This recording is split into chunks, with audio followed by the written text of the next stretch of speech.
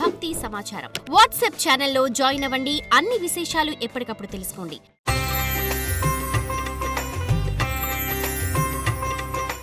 Big TV ప్రేక్షకులకు నమస్కారం. ఈరోజు విశేషం కార్యక్రమానికి సాదర స్వాగతం. కార్తీక మాసంలో ప్రతి ఒక్క రోజుకు ఎంతో ప్రాధాన్యత ఉంది.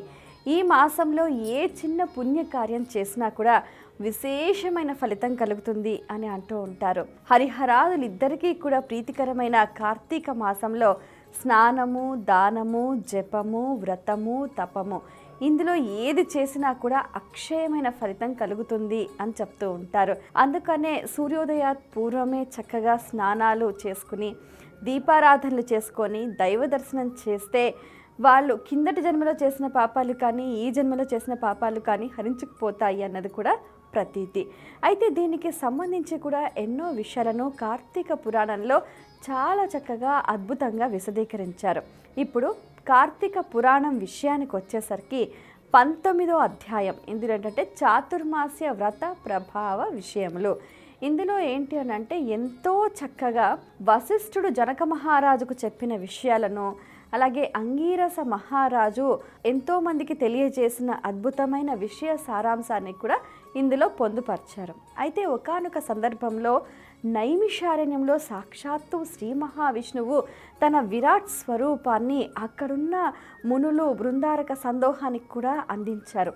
అప్పుడు అందరూ కూడా ఎంతో చక్కగా స్వామివారి దివ్య దర్శన భాగ్యాన్ని వారు ఆస్వాదిస్తూ ఆనందిస్తూ, అందులో ఒకరైన జ్ఞానసిద్ధుడు హే నందనందన, పరంధామ, ఋషికేశ అంటూ కూడా ఎంతో చక్కగా వేద్యుడవు, వేద వ్యాసుడవు, నిత్యుడవు, నిరాకారుడవు, సర్వాంతర్యామివి, సూర్య చంద్రాదులే నేత్రాలుగా కలవాడివి, బ్రహ్మాది దేవతలందరి చేత వందనీయుడివి, నీకు మా హృదయపూర్వక సుమాంజలు అంటూ కూడా ఎంతో చక్కగా ఆ శ్రీహరిని స్తుతించారు. అలాగే నీ దర్శన భాగ్యం మా కలగటం మా జన్మ జన్మ అదృష్టం అని చెప్తూ ఉంటారు. అలాగే మీరు ఈ ప్రదేశంలో పాదం మోపటం ద్వారా మా ఈ ఆశ్రమము, ఈ ప్రాంతం అంతా కూడా పునీతమైంది అని వేడుకుంటూ ఉంటారు. ఇలా ఒక తర్వాత ఒకరు ప్రసతిస్తూ ఉండగా శ్రీ మహావిష్ణువు సంతోష భరితుడై జ్ఞానసిద్ధుడికి నీకేం వరం కావాలో కోరుకో అంటారు.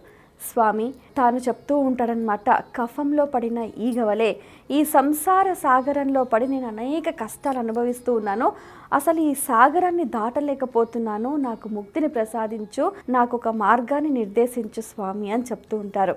అలాగే అంటారు. అలాగే ఎంతో చక్కగా నువ్వు ఎంతో కరుణతో మమ్మల్ని అనుగ్రహించినందుకు మేము ధన్యులము, మా జీవితాలు చరితార్థమయ్యాయని చెప్పి కూడా ఎంతో వారు ఆప్యాయంగా ఆ శ్రీహరిని పాదాల మీద పడి వేడుకున్నారు, మాకు ముక్తిని ప్రసాదించు అని. అప్పుడు శ్రీహరి చెప్తూ ఉంటారు, మీకు ఒక వ్రత విధానం గురించి చెప్తాను, అది సర్వజనులు కూడా ఆచరించదగినది, సర్వ జాతి మత కుల వర్ణ వర్గ విభేదం లేకుండా ప్రతి ఒక్కరూ ఆచరించదగిన వ్రతము ఇది. తప్పకుండా మీరు ఆచరిస్తే మీకు గల కోరికలన్నీ కూడా నెరవేరుతాయి, మీకు గల కష్టాలు నష్టాలు దుఃఖాలు అన్నీ కూడా దూరం అయిపోతాయి అని చెప్తారనమాట.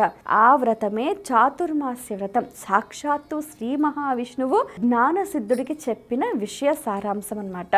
దీన్నే వశిష్ఠుల వారు జనక మహారాజుకు చెప్పారు. అలాగే ఇదే విషయాన్ని అంగీరసుడు లుబ్ధుడికి అలాగే మిగతా వారందరికీ కూడా తెలియజేశాడు.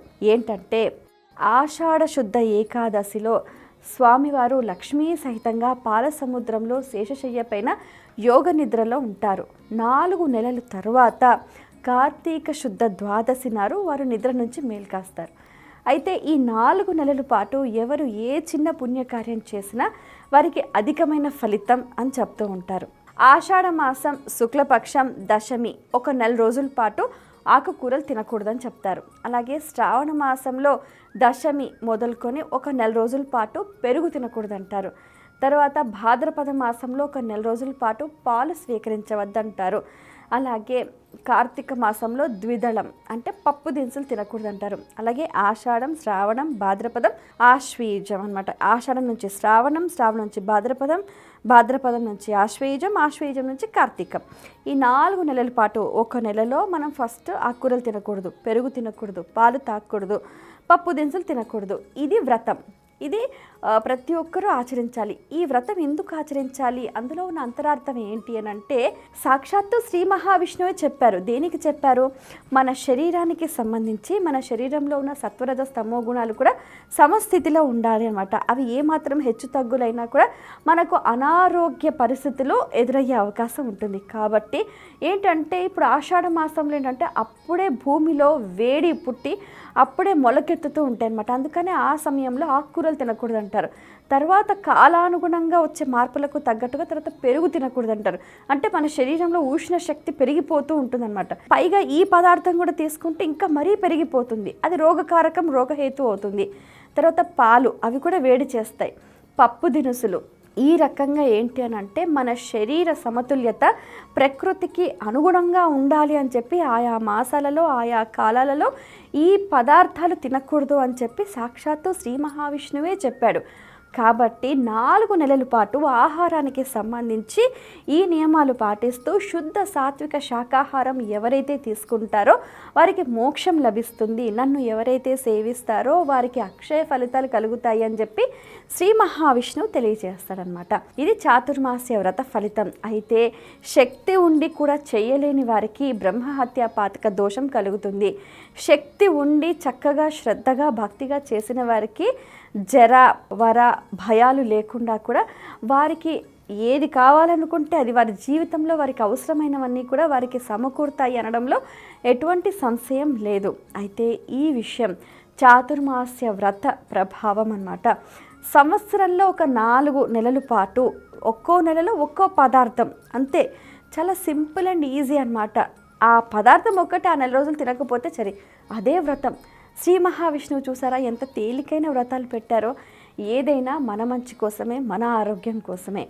సో దాన్ని అర్థం చేసుకొని ఆ విధంగా ఆహార నియమాలను పాటించుకొని పరిపూర్ణమైన ఆరోగ్యాన్ని పొందుతారని ఆశిస్తూ ఈరోజు ఆచరించాల్సిన విధి విధానాల గురించి తెలుసుకుందాం. కార్తీక మాసం 19వ రోజు నిషిద్ధములు: నెయ్యి, నూనె, మద్యం, మాంసం, మైథునం, ఉసిరి, దానములు, నువ్వులు, కుడుములు. పూజించాల్సిన దైవం వినాయకుడు. జపించాల్సిన మంత్రం ఓం గం గణపతయే స్వాహ. ఫలితము విజయము, సర్వ విఘ్న నాశనం. ఇది ఇవాల్టి విశేషం. స్వస్తి.